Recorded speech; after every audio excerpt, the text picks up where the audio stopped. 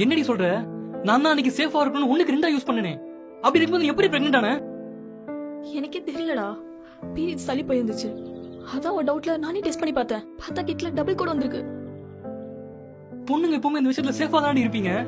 நீ மட்டும் எப்படி இவ்வளவு கேர்லெஸ்ஸா இருந்த? இப்ப பாரு, எல்லாம் என் தலை எழுத்து. எல்லாத்துக்கும் நான் மட்டும் தான் காரணம்னு சொல்றியா? பொண்ணுங்க உங்களுக்கு என்ன இந்த விஷயத்தை ஈஸியா வீட்டுல சொல்றீங்க. சட்டமும் உங்களுக்கு தான் சப்போர்ட் பண்ணும். பசங்க நாங்க தானே மாட்டிட்டு கஷ்டப்படுறது. இப்ப தேவையில்லாமலாம் பேசிட்டு இருக்காதடா. அடுத்து என்ன பண்ணணும்னு யோசி. இதுல யோசிக்கலாம் ஒண்ணும் இல்ல. அபார்ஷன் தான். நான் நாளைக்கே டாக்டர் அப்பாயின்மெண்ட் வாங்குறேன். நீ ஹாஸ்பிட்டலுக்கு வா.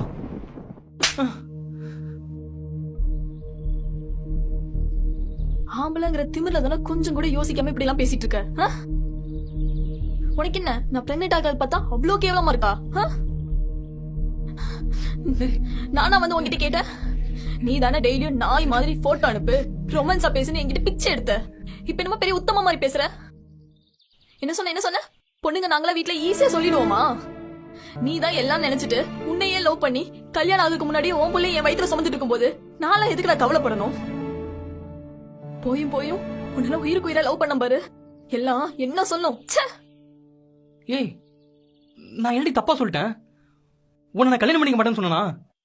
இல்ல உன் வயித்துல உள்ள குழந்தைக்கு நான் அப்பா இல்லன்னு சொன்னா? இல்ல உனக்கே தெரியும் இன்னும் 5 மாசத்துல என் தங்கச்சி கல்யாணம்னு. இந்த நேரத்துல இந்த விஷயத்தை எங்க வீட்டுல சொன்ன அவளோட கல்யாணமே நின்றும். அப்புறம் அவ வாழ்க்கையை நாசமா போயிடும்.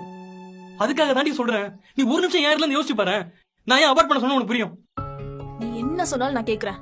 ஆனா என்னால அபார்ட் மட்டும் பண்ண முடியாது.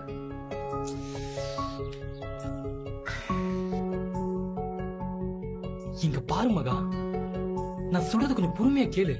நமக்கு இது விட்ட வேற வழி இல்ல. ப்ளீஸ் கேளு மகா.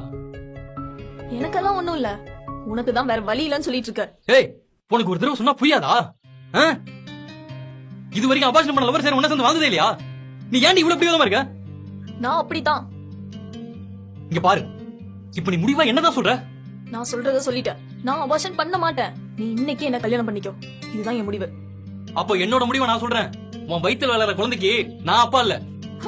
எவன் கூடயே போய் படுத்துட்டு வந்துட்டு அந்த குழந்தைக்கு என்ன அப்பா பாக்கிறதுக்கு தான் இவ்வளவு டிராமா பண்ணிட்டு இருக்க? இங்க பாரு, உன் வயித்துல வளருது என்னோட குழந்தை இல்ல. டேய் எங்க போற? நில்லு. டேய் பேசிட்டு போற. நில்லு. சொன்னா கேளு, நில்லு.